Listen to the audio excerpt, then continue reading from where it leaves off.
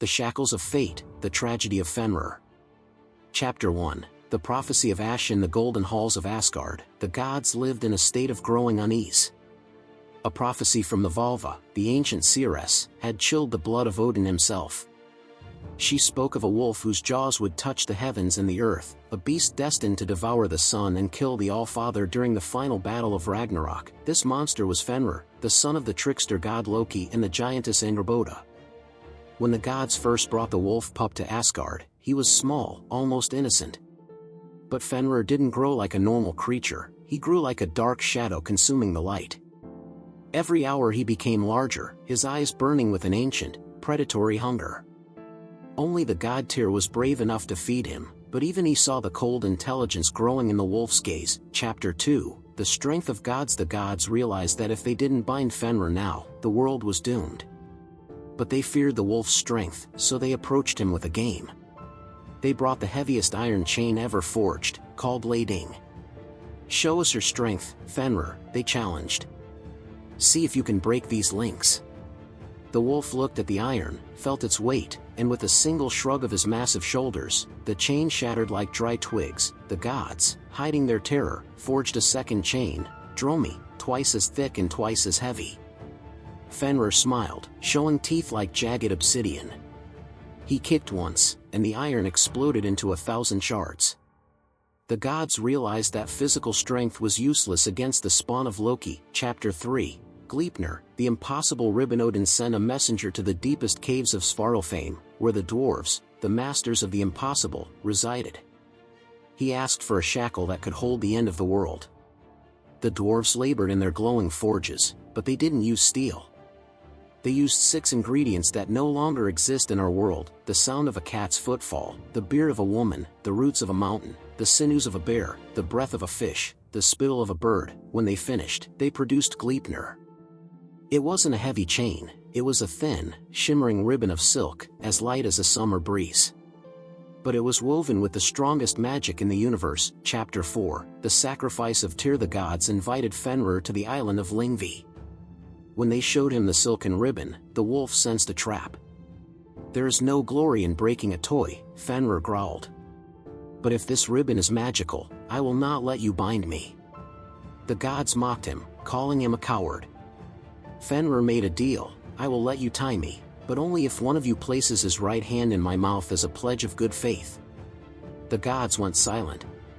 They knew the ribbon would hold, and they knew the wolf would take the hand. Only Tyr, the god of justice and war, stepped forward. He looked the beast in the eye and calmly placed his hand between the wolf's colossal fangs. Chapter V. The Bound Wolf. As the gods wrapped Gleipnir around Fenrir's limbs, the wolf struggled. He lunged, he barked, he thrashed with the power of an earthquake. But the harder he fought, the tighter the ribbon became. It bit into his fur and muscle, turning his own strength against him. The gods began to laugh, seeing the monster finally subdued. But their laughter died when they heard the sickening crunch. Realizing the betrayal, Fenrir snapped his jaws shut, severing Tyr's hand at the wrist. Tyr did not scream. He had made his sacrifice for the safety of the 9 realms. The gods dragged the bound wolf to a dark cave and thrust a sword into his open mouth, the hilt in his lower jaw and the point in his upper, so he could never close his teeth again. A river of black slime, called Van or Hope, began to flow from his mouth. There he remains, waiting for the day the ribbon snaps, the day of Ragnarok. The Shackle of Impossible Things, The Binding of Fenrir. Part 4, Chapter 6. The messengers of the void. Odin, the All-Father, the god of wisdom and shadows, knew that steel was a lie. If a chain was made of things that existed, Fenrir, a beast of the physical world, could shatter it. To bind a monster born of a god's chaos, one had to use the substance of the void. Odin summoned Skirnir, his swiftest messenger, and sent him to the subterranean world of Svartalfheim. In this lightless realm, the dark elves and dwarves labored in forges fueled by the heat of the planet's core. They were the only beings who could weave conceptual magic into physical form. Odin's request was paradoxical: "Make me a shackle from things that have been stolen from the world. Make me a chain from the things that are no longer there." Chapter 7. The 6 Forbidden Ingredients. The dwarven smiths did not reach for iron or bronze. They reached into the silence and the forgotten. For days, the forge glowed with a pale, ghostly light.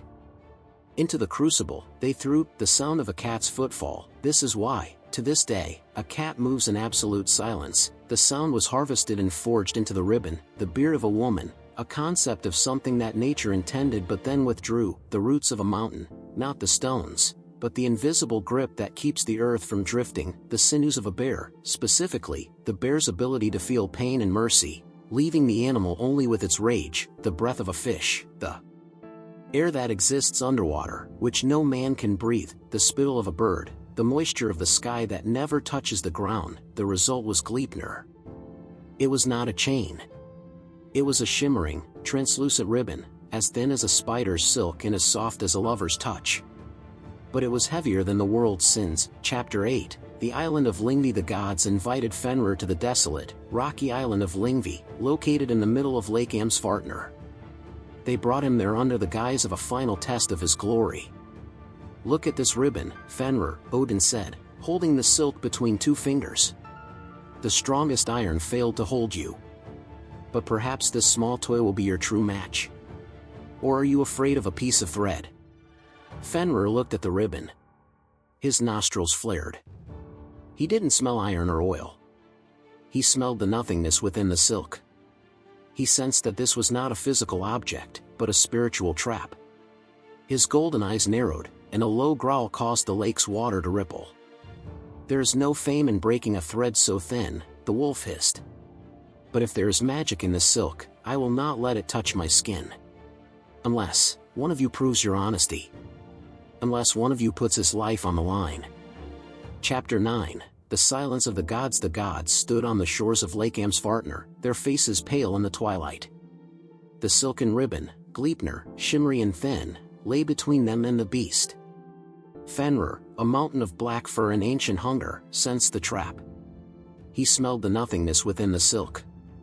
"There is no glory in breaking a thread so thin," Fenrir's voice vibrated through the stones of the island.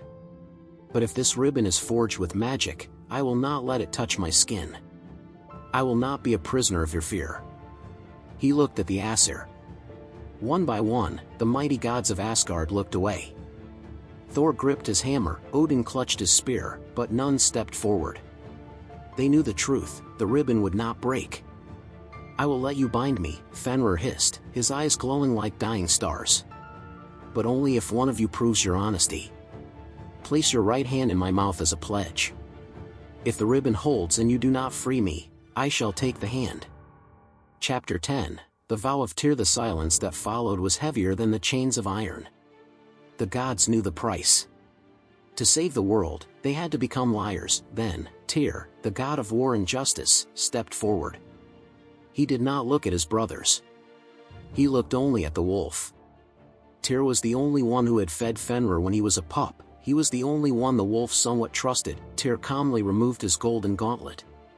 He walked to the beast and placed his bare right hand between the colossal, jagged fangs of the monster. The hot breath of Fenrir smelled of copper and old storms. "Bind me," the wolf growled. Chapter 11. The breaking of the world. The gods wrapped the silken ribbon around Fenrir's massive limbs. It felt like a lover's touch, soft and cool. But as soon as the knot was tied, Fenrir lunged. He thrashed with the power of 1,000 earthquakes. He barked so loud that the skies of Asgard trembled. He pushed against the earth, trying to snap the silk. But Gleipnir did not break. Instead, it became tighter. It bit into his flesh, turning his own immense strength against him. The more he struggled, the more the magic of the impossible things constricted his heart. Fenrir looked at the gods, waiting for them to untie the knot. But the gods began to laugh. They cheered, seeing the nightmare finally contained. Only Tyr did not laugh. He looked into the wolf's eyes and saw the moment trust turned into eternal hate. Fenrir's jaws snapped shut. A sickening crunch echoed across the lake. Tyr's hand was gone, swallowed by the darkness of the wolf's throat. Chapter 12. The River of Hope. The gods dragged the bound wolf to the edge of a great abyss. They took a massive chain called Jelja and fastened it to a rock as deep as the roots of the world. Fenrir, mad with pain and betrayal, tried to snap at them. To silence him, the gods thrust a heavy sword into his open mouth. The hilt was driven into his lower jaw, and the tip pierced his upper palate, locking his mouth open forever. A river of black slime and bitter foam began to flow from his jaws. The gods called it Van, which means hope, the hope of the gods that the world was safe, and the hope of the wolf that one day, the ribbon would snap. There Fenrir remains, a monument of broken trust, waiting for the fires of Ragnarok to burn the silk away.